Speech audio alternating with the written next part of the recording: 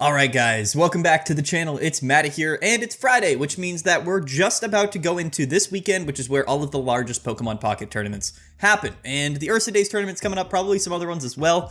We've covered the meta a lot. It's changing rapidly this week. Things are really exciting, and basically what I wanted to do today was make another really quick video and go over my top 5 best sort of meta choices right now going into this week of competition. These are going to be in order, by the way, but basically I just kind of wanted to give a little bit of detail on each of these 5 decks, why I think that they're good choices to be playing right now into the current metagame, and hopefully prepare you guys. Again, I wouldn't say that you have to play any of these decks. We'll have some honorable mentions at the end, but overall I think that these are really good choices, or in my mind, the top 5 choices to be playing right now into the tournaments this weekend, regardless of whether you're playing in the tournaments or not. I think just how the meta is right now, whether you're playing the emblem events this weekend or, you know, whatever have you, these are going to be, in my mind, the best decks to be playing right now. So at number 5 is going to be Darkrai and Magnezone. So I've been talking down about Darkrai, specifically this version of Darkrai, for the last week or so. The meta has shifted vastly away from this deck. It's no longer a top 1 or even a top 2,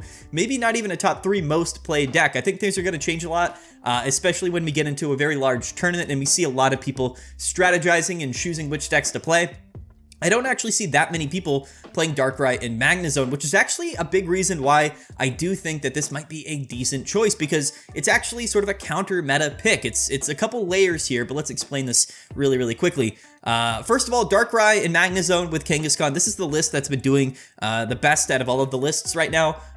For this particular archetype, and like I said, it's going down in play because Exeggutor is really dominating at the top of the format right now. I think it'll by far be the most played deck of this week's tournaments, of this weekend rather. The thing is, this deck struggles against Exeggutor, which is why this deck has fallen down, but overall why Exeggutor has seen more play and seen more success. But the thing is that a lot of people this weekend, in my opinion, are going to be playing things like Charizard, in like Gyarados, and even the Skarmory Magnezone decks, because they all have really good matchups against Exeggutor, or at least good matchups to counter the Exeggutor decks, which are going to be taking over the format. A deck like this, actually, really interestingly, has really good matchups against those decks that people are playing to counter Exeggutor. So there's a really interesting, balancing act going on. I call it like a triangulation, basically. There's 3 different top decks that are all good against each other. It's this sort of circular motion.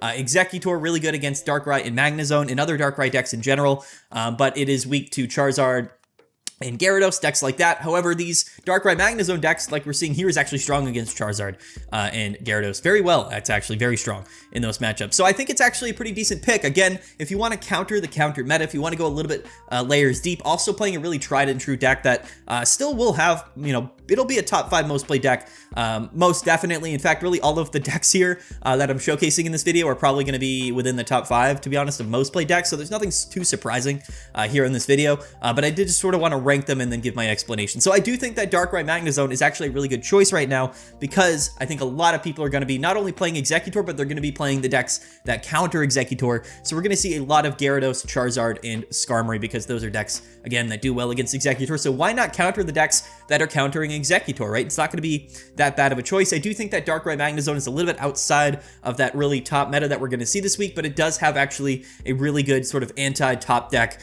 thing going around here. All you got to do is dodge those Exeggutors, and even if you do hit Exeggutor, it's not the end of the world. It is a bad matchup for you, but it's not the worst matchup in the world. Like I said, this is a pretty tried and true deck list, and it's overall been really strong over the last few weeks. Even though the overall win rate and the overall meta share for this deck has gone down over time, I still think that it's actually going to be a pretty decent deck to play, at least this weekend, because there's going to be some rebounding effect, right? So again, I don't think that this is a bad choice at all. I'm going to have it at my number 5 spot.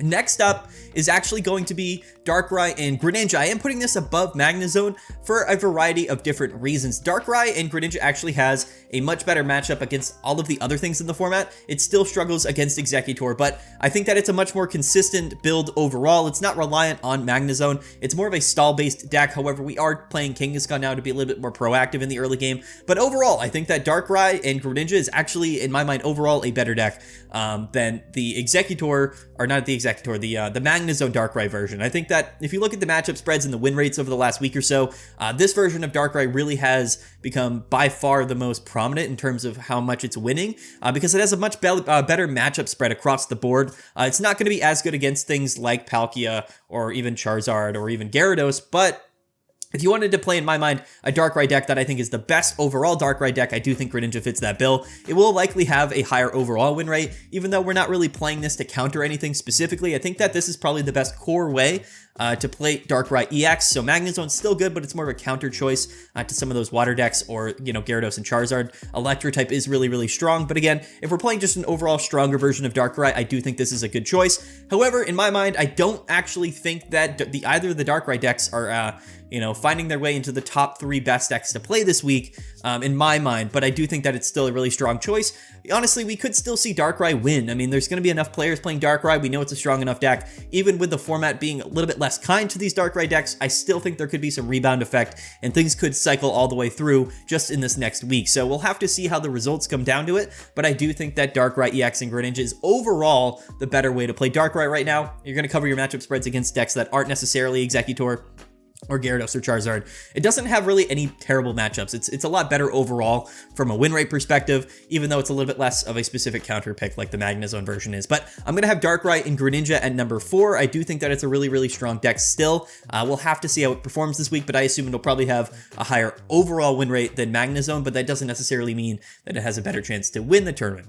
So let's move on here to number 3, which is actually going to be Exeggutor and Celebi. You might be like wondering, why did I put the number 1 deck in the format that I've been talking so much about at number 3? Again, the main reason for that is because I think most people are probably either going to be playing this deck, or they're going to be playing decks that counter this deck. This is really the top of the top. I think a lot of the reason why Exeggutor has become so popular was, yes, to counter that Darkrai sort of metagame that was forming after the first initial weeks, where, you know, the water decks were kind of the biggest threat originally. So the Darkrai, especially the Darkrai Magnezone meta formed, but then Darkrai Greninja kind of came to rise and, you know, rose to prominence, became a little bit better of an option. And people overall just realized that Exeggutor was one of the best Pokemon in the game, if not the best Pokemon in the game. The combination of things like Cyrus and Sabrina with the tool cards and Pokemon communications makes this deck so much more consistent than it was before. I think that the format is perfectly leaned in a position that helps Exeggutor and these sort of aggro / tempo grass type decks. Grass as well, just a really good typing, countering a lot of good Pokemon in the deck, or in the format rather. And we're still probably going to see a lot of Darkrai Weavile, which I almost put on this list because it actually is still a really, really strong deck, but I think there's going to be too much Exeggutors to play a deck like that that's entirely weak to grass, so I didn't want to put it on my top 10 list. But here's the thing with Exeggutor, the specifics about this list are actually pretty important. So some of the things that I really want to note here, in contrast to, you know, maybe if you were looking to play something like this, but maybe changing a couple cards around, some things in my mind that I think are really important are the 2 counts of Sabrina and Giant Cape. At first glance, you might be thinking that playing 2 copies of Cyrus could be better than Sabrina, and 2 copies of Rocky Helmet could be better than Giant Cape. Here's the thing. Giant Cape is actually really, really helpful in this matchup. I think in the format right now, it's actually a lot better than playing Rocky Helmet, for the reason that Skarmory has become either the most or second most, or even maybe the 3rd most played deck. Either way, Skarmory Magnezone is shooting up in popularity. It's becoming one of the most popular decks. In fact, we'll see it, spoiler here, coming up in a little bit, but the reason why people are playing Skarmory is because we can do 50 damage on our first turn very, very consistently with Skarmory. And if we see here, Execute does have 50 HP. So it can be a really awkward moment to have your Execute just KO'd in the active spot turn 1. That way, if we don't have a second Execute on our board, basically we're going to get KO'd turn 1. There's nothing we can do about it. Giant Cape is going to help us with that. It allows us to get that Execute up to 70 HP, and you're going to live that first turn attack from Skarmory.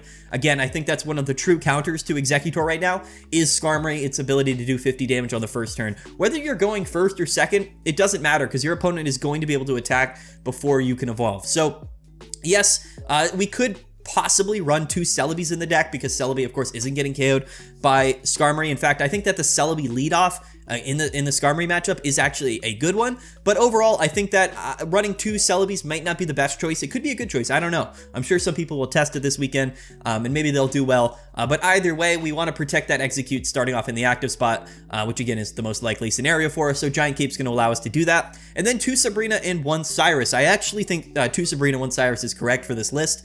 In my playtesting for Exeggutor, which has been pretty extensive, I played it mostly for my Emblem event. I got basically all my 45 wins with it. I think that Sabrina is exceptionally good in this deck for a variety of different reasons. I think that Druddigon is still somewhat popular in the format right now, but we see a lot of Skarmorys with Rocky Helmets in the active spot.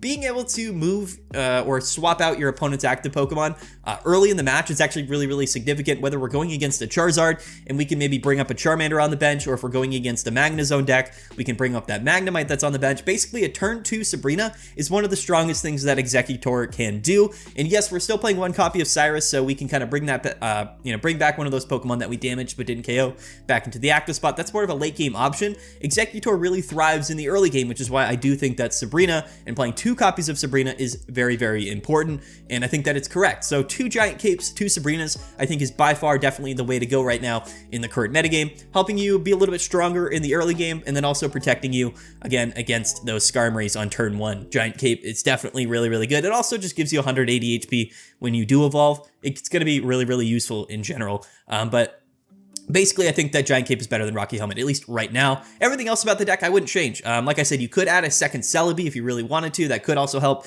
in the Skarmory matchup. People are asking maybe why play one Pokemon Communications. It can really save you. It can be super, super useful to find that Exeggutor on turn 2 if we don't have it already in our hand. And then, of course, the Ericas, the Potions, the Pokeball, the Research, all things that we have to keep into the deck. So there's not too much room here. Honestly, if I were to cut anything from this list to add maybe a second Celebi, I would probably cut either the one Rocky Helmet, or maybe I would cut one Potion. But overall, I think that this is probably the best specific list here, and it's at number 3 because, like I said, there's going to be a lot of decks that are countering Exeggutor, which is why I guess we'll lead into our top 2 here, and I'll explain those in a second. So the number 2 choice for me this weekend, or going into this week, is actually going to be Skarmory and Magnezone for a variety of reasons. I think this deck is massively slept on. It's risen in popularity for a variety of different reasons, but in general, I think there's not too many counters to this list. I think that no deck really appreciates getting hit for 50 damage on their first turn. Again, a lot of decks have those, those basic Pokemon that aren't evolved yet in their active spot to start the game. That's just how it works. And a lot of those Pokemon do have 50 HP or lower. Magikarp decks, might have, a Magikarp, or Gyarados decks might have a Magikarp in the active spot. Execute, like I said, is 50 damage. So being able to basically like donk or get a KO on your opponent on turn 1 is just exceptionally good. But the idea of just doing 50 damage for 3, 4, maybe even 5 turns until we can go into that Magnezone and clean up, it's just really, really good. One of the most aggressive strategies, if not the most aggressive strategy in the entire game. But again, I think this list actually has a pretty decent counterplay to Exeggutor decks, which again, I think is why most people are playing Skarmory. And this is the list that I actually think is probably going to be the most successful sort of anti-Exeggutor deck to be playing, at least right now in the format and playing this weekend. I think this is a pretty good list. Again, 2 Rocky Helmet, 2 Giant Cape. You have to run 2 copies of both because Skarmory relies on it. And then again, the options are a little bit limited. Heatran is one point of contention. I know a lot of people have asked, like, why are we playing Heatran in this deck? I personally haven't played this deck enough with Heatran to know why we're playing it. It's not a bad card. I mean, 110 damage is the same as Magnezone. So there are going to be those scenarios where if we're playing against maybe a stall deck or a deck that isn't going to be KOing our Skarmorys too early on, I think that Heatran is a good option because, again, what else are we going to attach those energies to? Magnezone is building itself up. Skarmory only has 1 energy in its attack cost, so it basically gives us an additional Pokemon that we can just kind of commit energies to, and then maybe take a KO that way, especially if we don't, find our Magnezones, because in a deck like this, we don't actually have room for Pokemon Communications. But technically speaking, you could cut the Heatran, you could maybe cut 1 Sabrina, and you could play Pokemon Communications to go into your Magnezone a little bit more efficiently. But I think right now, this is by far the most popular way people are playing Skarmory and Magnezone, and not only being a direct counter to those Exeggutor decks, I think it actually has a really good matchup spread overall. Like I said, Magnezone, Electro-type, the best typing in the game. A lot of Pokemon are weak to it. Just one of the best Pokemon that you can be playing right now, and I think that Skarmory is actually a perfect partner to it. Again, the Heatran makes things really interesting to me because, again, what if we lead off with Heatran? It doesn't really feel that consistent to me, so I would like to see maybe how the most popular Skarmory decks and Magnezone decks change. We'll have to see. I haven't play tested Heatran enough for me, but in my first impression, I don't know if I would put Heatran in the deck, but it does make sense to some degree. But like I said, 2 Skarmory, or not 2 Skarmory, rather, 2 Sabrina, a little bit better for these early game decks, similar to what we were talking about with Exeggutor. I think the same thing sort of applies here.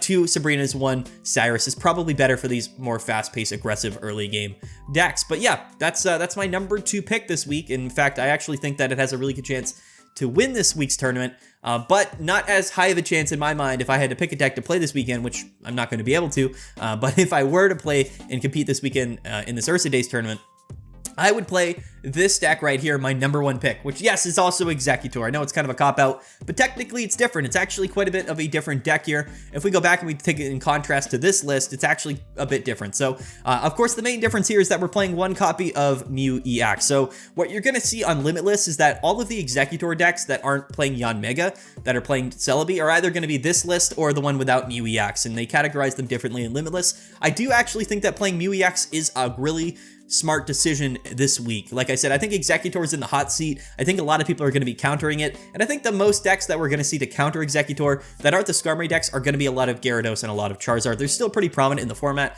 Palkia is also still pretty prominent in the format, and even really in any matchup, Mew EX can be useful. So it's nice to have Mew EX as a revenge attacker, as a late game attacker in your Exeggutor deck. Unfortunately, though, it does make the deck a little bit less consistent in a variety of different ways. Of course, we don't really want to lead off with Mew EX. It's not an early game Pokemon that we're going to be able to use. We would much rather start with our Execute or start with our Celebi to be able to attack earlier on by turn 2.